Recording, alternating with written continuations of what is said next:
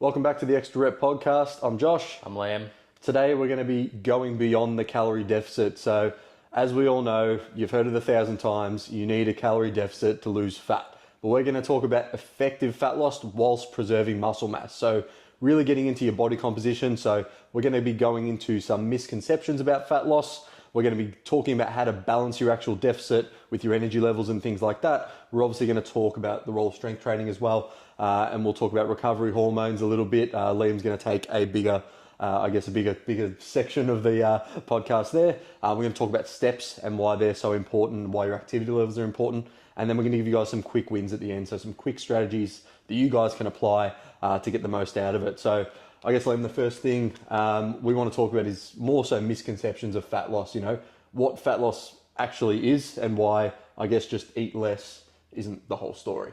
Well, because we got to make sure that fat loss is fat loss and not weight loss and muscle loss. So talk to them about that and what the difference is between weight loss and fat loss, because I think a lot of people get confused. Yeah.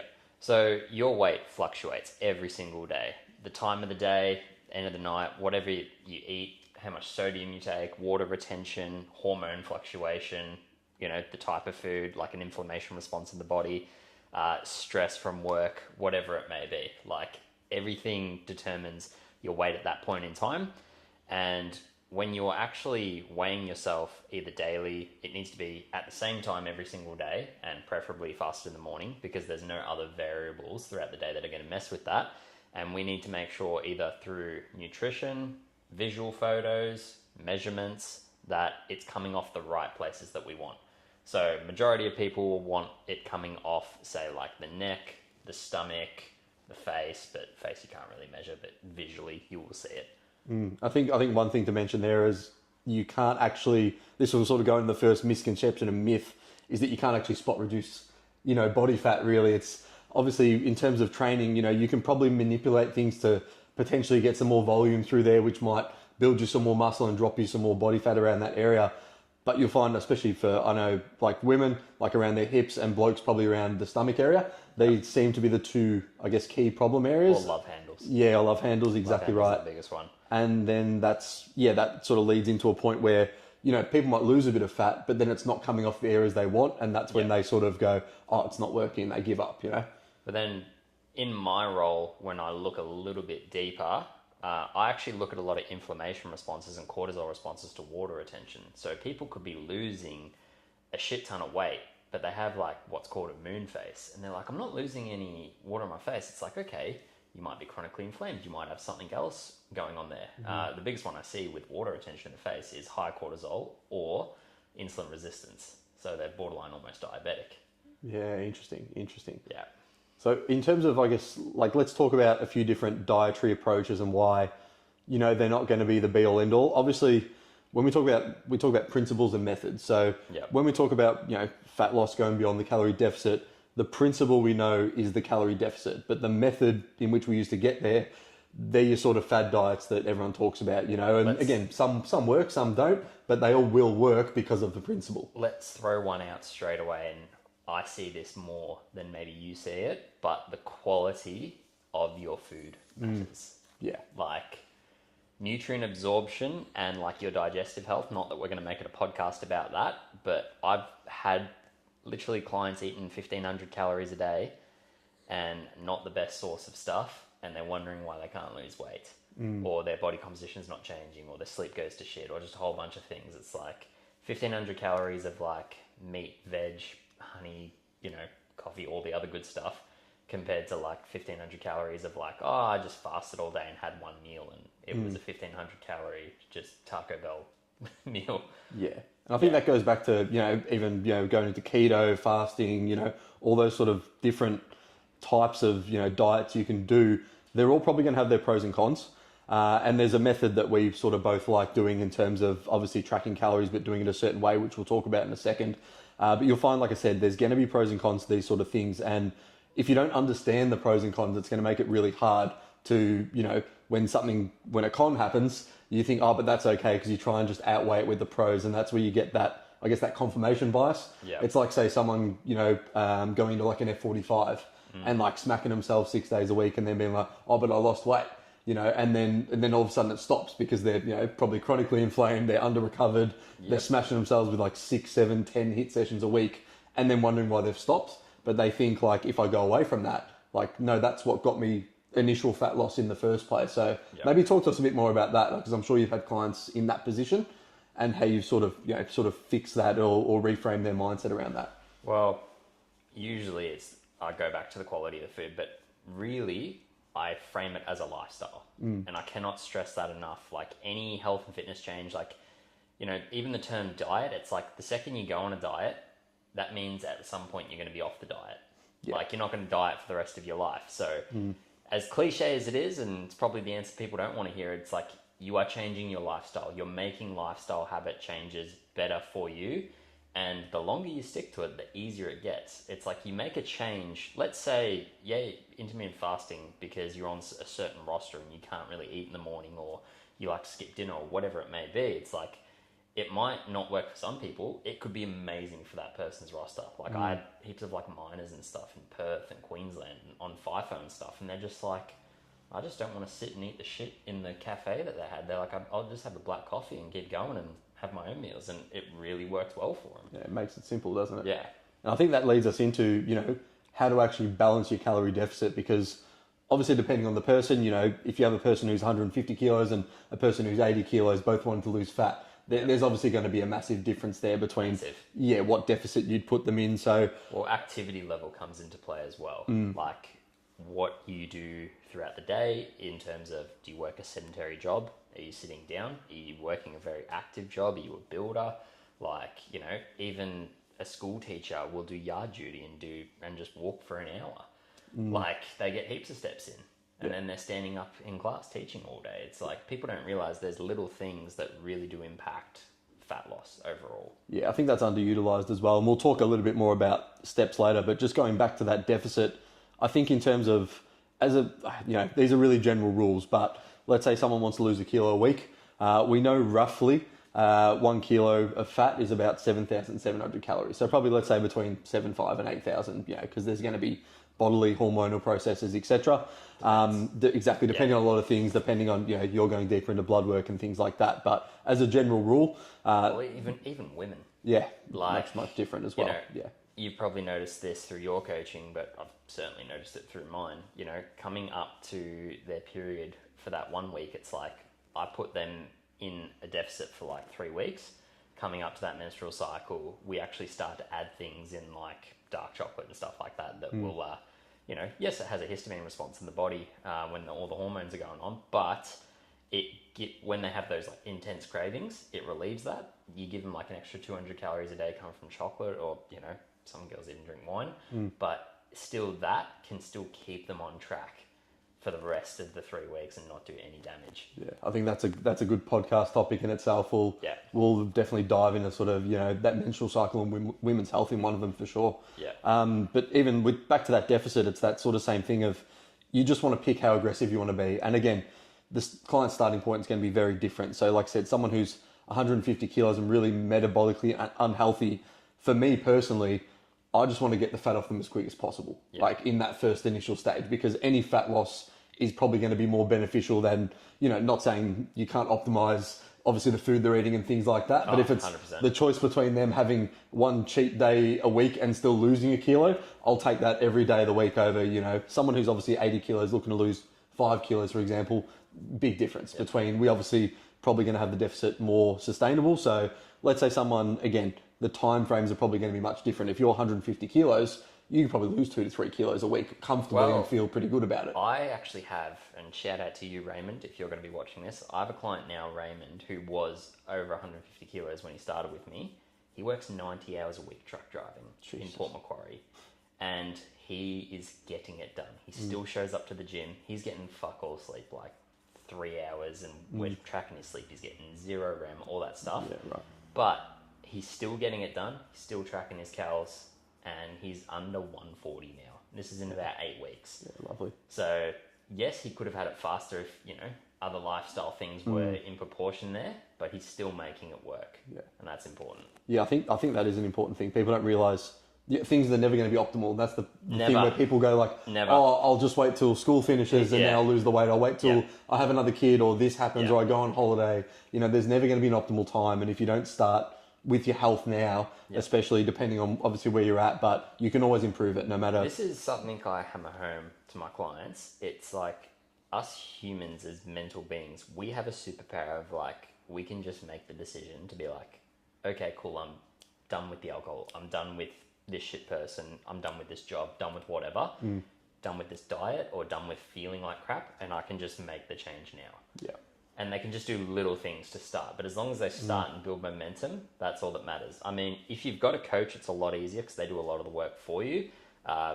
You literally become a robot. You ask the question. We give you the plan. We're like, just follow this. You'll get exactly this result in this week.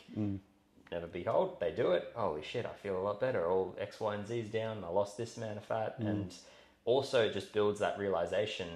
People are afraid to start looking at the analytics. So when you get your clients to say weigh in daily or check in daily with Track your food, you're tracking your food or water intake or it's confronting, isn't it? sleep, and it's just like, I thought I slept well, but I looked at the stats and oh fuck, I don't sleep very well. It's like, okay, well, what do you do before bed? Oh, I'll scroll TikTok, all that stuff. But it's like people don't realize, and this is why we're saying beyond the calorie deficit, if you want fat loss, you need to sleep. Yeah.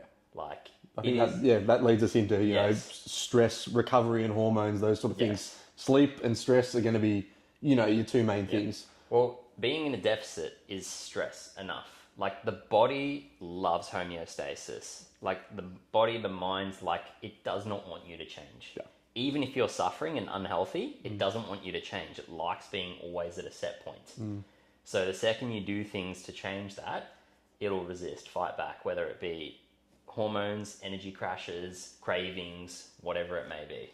And that's why I think it's so important. Like I said, when we go back to, you know, nutrition, the quality of your food plays just such a massive factor in energy levels, in exactly right. Role. So it's like if you can sleep well, stress less, and eat a good quality diet, and we'll obviously get into weight training in a second as well. But if you can do those four, I guess, main things, that's going to get you 90% of the way there at least. Well, the micronutrients in certain vitamins, like if people are worried about, as you mentioned before, like spot reduction of fat or like loose skin when they're losing weight or stuff like that. If you have a shit ton of vitamin C, which is in micronutrients like veggies, or things like bone broth, which upregulates collagen synthesis, your skin will naturally tighten as you lose weight. And you'll actually visually look different. It is funny, isn't it? How like just little things like that will add up over time. Yeah. And again, goes back to the podcast, you know, the extra rep, we're giving you those extra 1%ers, you know, just beyond all this stuff to get you to that next level. Like there's going to be little hacks you'll find, there's little things that you'll be able to do. But if you want to talk to me just a bit about, I guess, like cortisol and stress and how that plays a really big role in the body, especially when it comes to like optimizing your body composition and fat loss. Well, it plays in the role of sleep as well, because if you don't get a good sleep, your hormones shit themselves. Like you can almost be diabetic just like from a hormonal perspective, just from getting a really bad night of sleep. Yeah.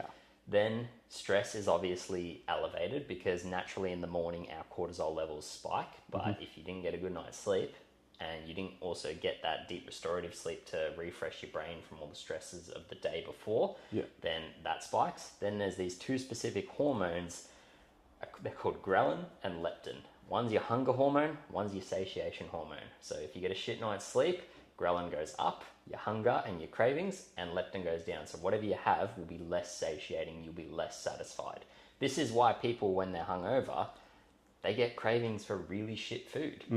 And there's an actual mechanism for it. It's just hormonal. Yeah. At the end of the day, I think that goes, just tying back into that sleep and how actually important it is. Like there was a study done, I'll find it for you guys and link it in the comments for you, but it was basically people sleeping 8 hours and 5 hours. Protein was the same, calories were the same, training was the same. Yeah, different responses there. Exactly, So they did the 8 weeks. They both lost similar numbers of weight on the scale, but when they actually did the body composition analysis, the people who slept 5 hours gained muscle and dropped a lot of body fat, whereas in the people who were 5 hour group actually lost muscle and gained a bit of body fat, which I find crazy because you'd think if you're looking at just the scale, you'd be like, oh, things are trending in the right direction. I'm sticking with my calories. I'm doing all the right things. But again, this is why it's so important. If you're not managing, like I said, your stress and your sleep, you're not going to optimize your fat loss at all. And it, could even very well go backwards. Yeah. I don't know when it became such like a popular thing to avoid sleep. Like, I don't know if it's the hustle culture or people working jobs they hate and the only time they enjoy is when they get home and they just will watch another Netflix episode, then the next one, then the next one, and keep going. I actually used to be like that as a teenager. Like, my only source of happiness was trying to stay up as late as possible playing Call of Duty. 2 a.m., 4 a.m., 6 Exactly. a.m., yeah. Can I stay up all night? Exactly. Yeah. It used to be a badge of honor. Yeah. Now I'm just like, what a fucking idiot. Yeah. Why would I do that? Yeah, now we try and do all the right things. Exactly. But I think that leads us, into the role of strength training and why it's so important. And specifically, we want to talk more about deficit? exactly in a deficit because, again, there is a stress on the body. You strength training, like, it's fantastic. We want to strength train. We want to train in the gym. But exactly, there's going to be a stress still placed on the body. Your body doesn't know where stress is coming from. So you've got internal and external stress. Obviously, internal stress will be, placed on the body from like training, running, all that sort of thing. And then obviously if you've got your external, money, life, family, girlfriend, etc., etc. So they're interesting things where the body won't know the difference. And if you tip that, I imagine like a water bucket analogy, if you put too much internal and external, then exactly it's going to start overflowing. So if the bucket starts overflowing, we're going to be into a recovery deficit. And then it's very, very difficult to get back out without knowing what to do. So I guess if you want to talk a bit more about strength training and specifically, why it's probably not ideal to do like HIIT style training and why probably a lower volume approach is the way to go when talking about a deficit. I was going to ask you about that because I know we program differently and I go from more of a lower volume, more frequency type of approach. How do you sort of like program on a fat loss phase so it's for certain clients? Because I know we'd probably do similar, but we have different programming. Yeah, so it's interesting. Obviously, if someone's never been in the gym before, I do like actually doing more sets and more frequency because, of course, they're brand new to the gym. They're not going to actually be pushing themselves to failure, and they're basically just going to get like their nervous system's just going to get better at doing the exercise. So it's basically about practice when you first start those first sort of, let's say, 6 to 12 weeks. It's the golden period when you've first started training. And because you are going to get results regardless. You can do the worst training and have the worst diet, but if you train consistently for 12 weeks... and have just a little bit of protein. Just a little bit of protein and you'll sleep, make some changes. You'll still make some body composition changes. Yeah, and that's where a lot of people go wrong because they'll do the first 3 months in the gym, like the bros will come in, just think, just slam a shake after my workout. And they go, oh, sweet, I've slammed a shake, obviously got the protein in there. That's obviously going to help, but there is going to get to a point where all of a sudden things start slowing down because, maybe they're not tracking their weights, they're not optimizing things, and they just wonder what's going on. Just what you mentioned there about tracking weights, when you are on a deficit, if you've been tracking your weights and starting your deficit, your program, what weights you've hit previously, that is a huge benchmark for the strength training in the future because even though you're on a deficit, you should not be seeing strength loss. Yeah, 100%. You should be able to see, and if not still in some cases, I've done on a deficit, you've done on a deficit, still being able to push further. Yeah. And that will just have as less muscle loss as possible. Yeah. And I think it's important to note that comes back to tying nutrition in. So specifically around carbs, which we'll sort of talk about now, is like optimizing your carbs around your training is really, especially in a deficit, is really going to give you a massive boost. So we obviously know carbs are your body's primary fuel source, primary energy source. They get broken down into glucose, and that is what's going to fuel your training sessions when you're doing those hard and intense sets. So if we can fuel yourself a couple of hours beforehand with that, potentially if you've got more carbs, can even use them during the session and obviously after to help replenish your muscle glycogen stores. That, they're little 5%ers, but if that means you either maintain or get stronger, that's going to be the difference every week between you potentially losing muscle mass, maintaining it, or even gaining some as you're losing body fat at the same time. Well, it's probably worth mentioning that study that I showed you last week about people in the deficit and they're a little bit sleep deprived and they wake up and train straight away, fasted. Yeah. You can make these small little tweaks of things like raw organic honey or a banana or some coffee, some creatine, and it can just offset all those things. And exactly what you just mentioned there about the quick glucose to fuel the muscle and everything. They're like literally 80 to 100 calories. They'll digest straight away and you'll be able to push that a little bit further in the gym because if you're sleep deprived and in a deficit a little bit, you will still feel tired. Sometimes you can't deny it. Like on a deficit, sometimes you're just going to feel lethargic. You're going to feel tired.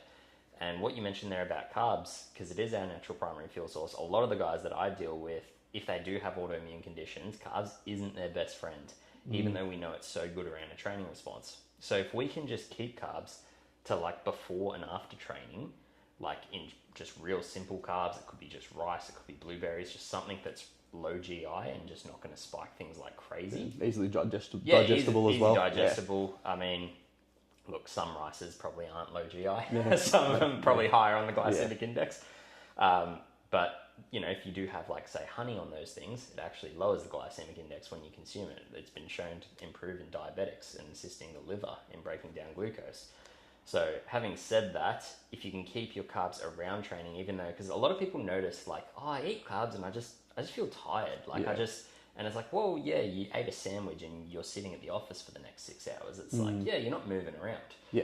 So fueling your movement. Exactly. It goes back to, you know, steps, and we'll go into that a bit now, but it's like the more you move, the more you want to move. The more you want to be lazy and sit on the couch, the more you're going to feel like you don't want to get up and move. Well, I can give everyone a hack for fat loss and nutrient partitioning and metabolic health. Whatever you eat, take a 10-minute walk after. Yeah. It's as simple as that. Yeah.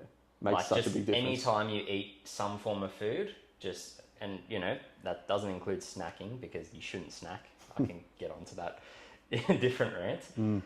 You should be having meals, not snacking, because snacking is a recipe for disaster in a lot of people. That's where the self-control just goes out of the window. Yeah. How do you feel about that? Yeah, I think very just structuring your meals as well, from that, like, you know, satiety and satiety process mainly, because it's like if your body knows roughly what time it eats, it helps to regulate that further. Yeah. Obviously, when you're in a deficit, there's gonna, like you said, get to a point where you go, you know, I'm gonna be tired or I'm gonna be hungry no matter what. Yeah. But if we can offset that for as long as possible, while someone's losing weight, you know, still building muscle, or at the very least maintaining it, you know, it will get hard. And again, that gets to the point where people give up, which is, you know, probably a different conversation around willpower and what's going on there.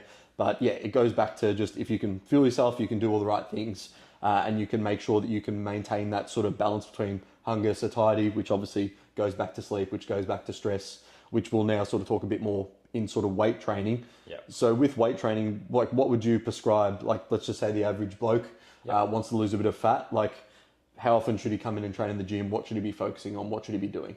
I would say, well, this is how I'd program from all the literature, and, you know, just saying, like, I might change my mind down the future. You've probably changed your mind on many things. Sure. I've been programming for 10 years and I feel like the last year I've only cracked the code. Yeah. Like, literally, like, there's so much information out there. I would actually give them a 3 times full body training session. So like Monday, Wednesday, Friday, or Tuesday, Thursday, Saturday, making sure they're getting a day of recovery in between. If they feel like they're recovering really well from that, then what I would do is, in the middle of those days, I'd give them some short intensity cardio. So like nothing above 140 beats per minute. Make sure they're only breathing through their nose. It can be the Stairmaster, it can be the elliptical, it can be the bike, whatever it may be. Or just prescribe more steps and walking throughout the day. Now, in terms of that strength training on those 3 times full body days, I don't go for junk volume. I go for specific targeted working sets of about 2 working sets between 5 to 7 reps. And I make sure they warm up for about 2 sets of about 12 to 8 reps around there, just to make sure that the body and the nervous system is primed and ready to go for that working set. I still want my guys pushing numbers every single week. Yeah. And I think that's what it comes back down to. Like, if you're, like I said, getting weaker in the gym, I'm much rather the same, especially in a deficit. A lower volume approach is always going to be better, because you'd rather be like only doing 2 sets and pushing them and progressing, because at least you know then, okay, I'm still making progression and I'm still feeling okay. Whereas if you're just going to bang it up to 4, 5, 6, 7 sets, which, you know, again, you don't need, but some people are smashing, you know, 8x8, like the Geronda program and stuff like that. And again, these things go back to, you know, how you do the programming and how many reps you leave in reserve. But again, if you can come in, if you can just pick, you know, like a full body, you pick an exercise for each muscle group, say 6 or 7 exercises. You can push 1 or 2 sets, very close to failure, if not on failure, and you can beat those the next week. That is the most simplified version of how to maintain and build muscle whilst you're obviously losing in a calorie deficit, I think. Also, like, the metrics for recovery on a deficit are so easy to pinpoint. It's like, are you sore every single day after your training session?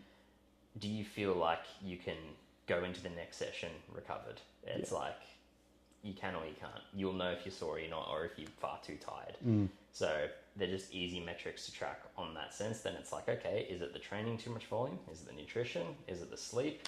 This is why you and I, with our clients, we track literally everything. Yeah, yeah.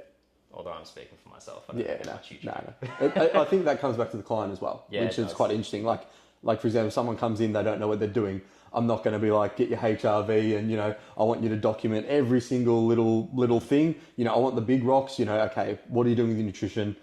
For example, my clients will do a food journal the first week normally. Yep. I'll be like, don't worry about calories now, just show me what you're eating. I'll be like, because if there's something, there's things I can just change and make easy swaps. Yep. Straight away that's going to get them result without having to worry about, do I have to track every single calorie? And of course we get to that. And optimizing your food choices. But if we can just optimize food choices straight away, where I know I can knock out 200 calories here by swapping this, 300 calories here by swapping that, changing XYZ, moving XYZ, it just makes it really easy to get that quick win, where they start losing straight away. I can guarantee to the listeners, if they've never tracked calories, yes, we understand it's a pain in the ass for the first 1 to 2 months, but then you realize how much you've actually learnt and you know things intuitively. Sometimes you built a skill that you don't really ever need to track. It's only the shock value at first of being I go out for, a breakfast every single weekend, and then you track it and you add everything in, and you're like, that's 1,200 calories in breakfast? Yeah. And you're just like, yep. And that's just guessing, because you don't know what butter that was cooked in or whatever, the stuff like that. You're just talking about the hash browns, the bacon, the eggs. They're like, I thought it was protein and carbs. I thought it was good for me. It's like, there's a lot going on there. Yeah. And I think that's one thing that actually, it pisses me off when people go, calories are a law of thermodynamics. And if, that's obviously going to change a bit with sleep stress and what's going on, but you can't... And gut health. And gut health. But it's you can't dispute the role of calories. It's just because you think you're in a deficit doesn't mean you are. It's you're probably tracking inaccurately. You're probably doing other things. And yes, it is annoying at first, but, it's like when you first set up your bank account. It's and you go to create a budget. Yeah, of course it's annoying. You have to go through all your subscriptions, all that crap, and be like, it takes hours. It's confronting. And it's confronting. You go, I'm spending that much money. It's the same thing of I'm eating that much food. Any form of data for someone to get when they know they need to make a change will be confronting. Whether it's they need to get blood work from me, they're like, oh shit. Some people sign up and it's just I kind of knew I had to do this, but I'm like, oh shit, I actually have to go to the GP and get a needle in me and try and get these results. It's this is actually very important, man. This can save you years on your life down the track if we know what's going on now and make the change.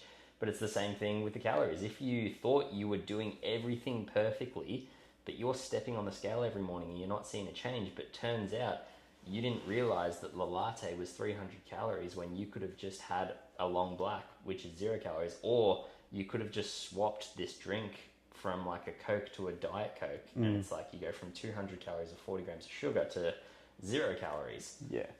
And that makes it's funny actually. I've got a client literally came in, online client, his name was Griffin, so shout out if you're watching.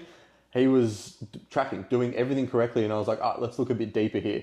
And we found out he was having those two mocha choco or whatever latte things from Starbucks, and it ended up being nearly 1,000 calories a day. And all I said, literally, my job was to tell him just cut them out. Obviously, we optimized some stuff as well, and we gave him a training program, but that was the main thing. And he dropped 12 kilos in 10 weeks. Yeah, shit. So it's just something so simple. He's like, I just didn't know that. Swapped it for short blacks, had 3 short blacks instead throughout the day. No problem. Make sure obviously it didn't interfere too much with his sleep. And again, we'll do another episode on, I guess the pros and cons of caffeine, because I think that'll be a really good one to go into as well. Do you want to be the con man for that one? Yeah, that'd be great. And I've got so many pros. Yeah, 100%. I think it'll be good to have an open discussion about it, and if one of us takes the pro and con. Coffee was demonized for so long, and to see so much research being put out there of how beneficial it is, and especially if you're in a deficit and you love coffee. And you can, I've seen studies that the health benefits show you can smash 4 cups a day. Yeah. You can smash 4 coffees in the morning between the hours of 7 a.m. to 12 p.m. Yeah. And you've essentially fasted, but coffee's a natural appetite suppressant. It's giving you energy. And you're like, wait, this dieting is so simple. I get to drink coffee and I don't have to eat until 12. Little strategies like that can make a huge difference. But then it's funny. It's like I said, but the con side is if you have it too close to sleep, it's going to fuck your sleep. Yeah. So hence why I listed 7 to 12 p.m. Exactly, Because yeah. look, caffeine is a different metabolite in certain people. It does come down to genetics.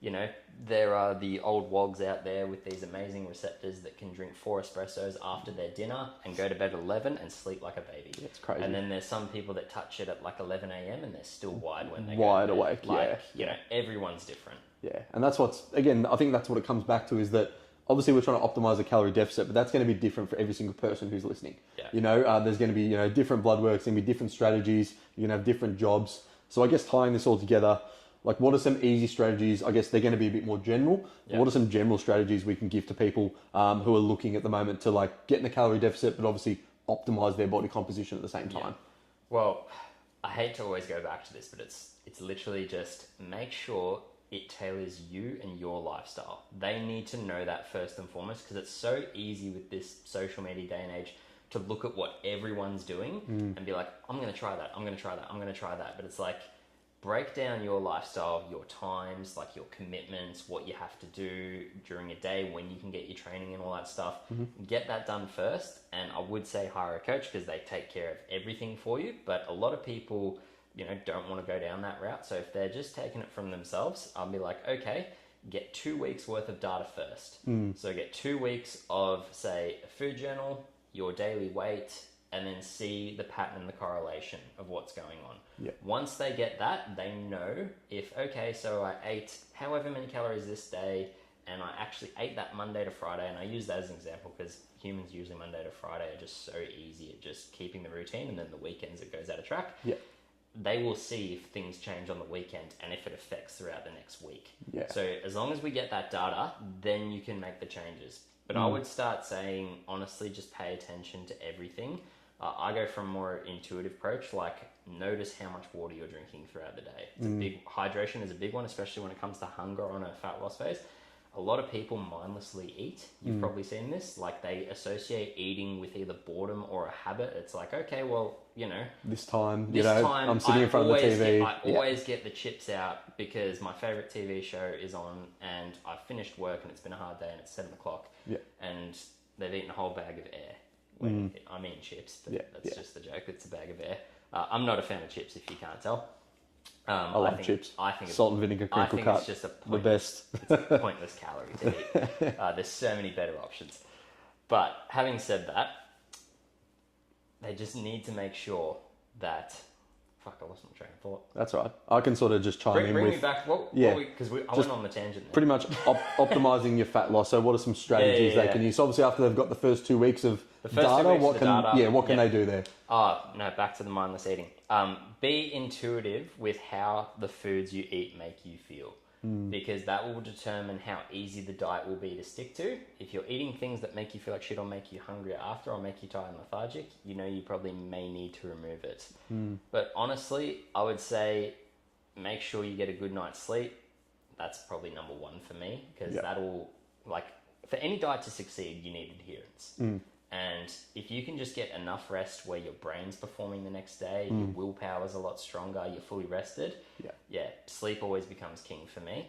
I would say make sure you plan ahead when it comes to if you have social outings. A lot of the times people go in XYZ wherever on the weekend. It's like every place has an online menu. Yeah. Just look it up beforehand and plan accordingly. Pick the option best, Yeah, because there's so many times where you go to a place you haven't been to before and you just panic. You're like, oh shit, what do I get? This look healthier, this look healthier. And you just don't want that. You want to eliminate all factors.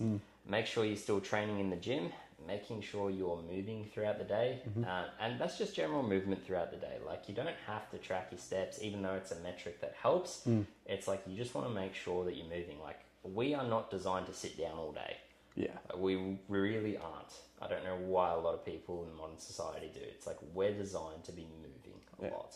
Which is obviously hard for people, but I think, like I said, it goes down to, you know, going back to those big rocks. It's like, okay, like I normally get my clients, if there's 5 sort of main things we'll track, I normally get them to, you know, put it on a whiteboard or put it on the fridge. I go, okay, calories, you know, can you hit your calorie total? Protein, can you hit a total of protein?